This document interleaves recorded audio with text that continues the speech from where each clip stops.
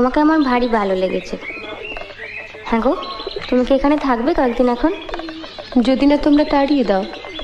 থাকলে বেশ ভালো হয়। বইয়ের আলমারির কোনো ইংরেজি বই আমি পড়তে পারি না, তুমি থাকলে অন্তত পড়ে শোনাতে পারো। আচ্ছা, এই যে বললে বিহারীবাবুর সঙ্গে তোমার বিয়ের কথা হয়েছিল, হ্যাঁ। সে হয়নি বলে তোমার কোনো আফসোস হয়নি?